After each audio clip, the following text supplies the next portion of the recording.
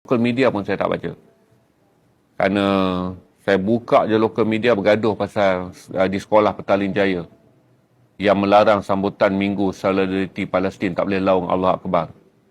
Kemudian pihak sekolah melarang sebarang bentuk bendera Palestin dikibarkan. Saya dah jadi menyampah. Kemudian saya jumpa berita kedua. 12 ahli parlimen daripada Parti Keadilan PKR meminta kerajaan membatalkan sambutan Minggu Intifada, Minggu Sokongan Solidariti Palestin di sekolah-sekolah. Saya dah rasa menyampah.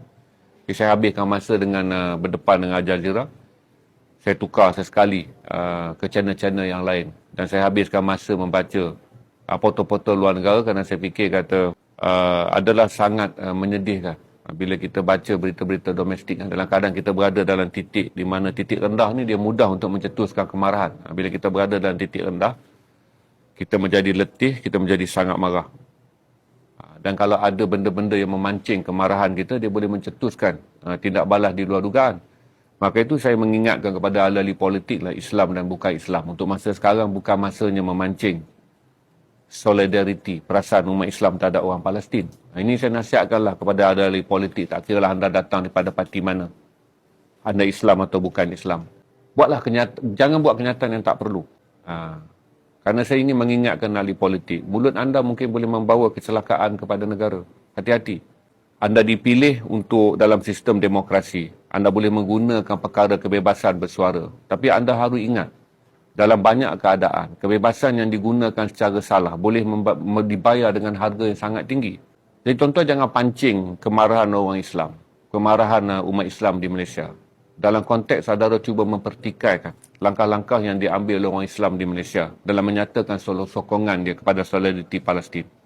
Bagi guru di sekolah, bagi pengetua ataupun pegawai daerah, pegawai pendidikan daerah di Petaling Jaya, anda harus bertanggungjawab. Kerana kempen ini membenarkan laungan Allah Akbar. Kempen ini hanya melarang membawa masuk simbol-simbol yang dianggap sebagai provokatif. Bendera Palestin tidak menjadi provokasi. Jadi berhati-hati dalam tindakan. Kerana kemarahan dan juga tindakan luar biasa yang tidak diundang. Kita tak mahu Malaysia jadi macam Makacala di Rusia. Orang serbu lapangan terbang, orang bangkitkan kemarahan kerana tiada tempat untuk mereka zahirkan kemarahan, maka akhirnya orang-orang Yahudi menggunakan lapangan terbang di dalam wilayah Dagestan pun dianggap sebagai musuh yang perlu diambil tindak balas. Jadi anda dalam politik, anda tak boleh pukul borong dengan menjadikan isu Palestin ni anda bercakap seperti mana anda bercakap tentang isu telur, anda bercakap tentang isu beras, anda bercakap tentang apa saja isu untuk meraih undi. Kerana salah cakap saudara. Yang saya fikir kata sebahagian pertuturan saudara tak mewakili kepentingan kaum saudara.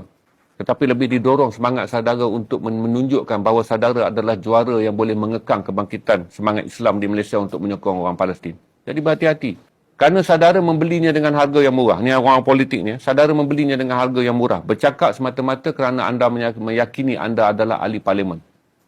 Tapi anda tak tahu bahawa percakapan yang anda beli dengan harga yang murah, apabila menyentuh perasaan orang Islam, anda akan membayarnya dengan harga yang sangat mahal. Dan besok apabila anda perlu membayar dengan harga yang sangat mahal, anda akan membidik kesalahan dengan mengatakan orang di Malaysia ini adalah umat Islam yang ekstrim. Anda merancang provokasi yang strategik. Bagi saya ni, anda merancang provokasi yang sangat strategik. Yang sengaja untuk mencari satu sebab bagi memberi gambaran bahawa orang Islam di Malaysia ini juga adalah bangsa yang sangat ganas. Hati-hati. Sebahagian daripada saudara baru saja datang dalam politik. Tapi ramai orang Islam yang lahir di bumi Malaysia ni, membesar menjadi orang Islam, berambut putih, beruban macam saya ataupun mereka masih muda. Mereka telah berada dalam semangat Islam lebih dulu daripada tuan-tuan mengejar undi untuk menjadi ahli parlimen. Jadi berhati-hati. Ini bukan masa yang sesuai saudara nak menunjukkan saudara adalah juara kaum. Saudara adalah juara yang paling beranilah, terpalinglah ahli politik yang berani menyatakan sesuatu bagi menentang masyarakat Islam yang menjadi majoriti dalam negara Malaysia ni. Berhati-hati. Saya ingatkan, begitu juga ahli politik Islam. Jangan bercakap benda yang tidak perlu kalau harga yang perlu dibayar adalah mahal.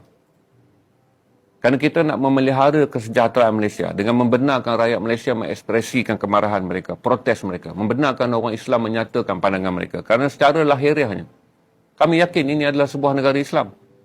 Maka kami menyuarakannya kerana hari ini saudara mara kami orang Islam yang berada di Palestin adalah saudara yang sedang diseksa, dibunuh dan dibuat sebagai haiwan oleh orang-orang kafir. Laknatullah. Jadi saudara jangan mempertikaikan perasaan kami untuk menganggap bahawa ini adalah negara Islam.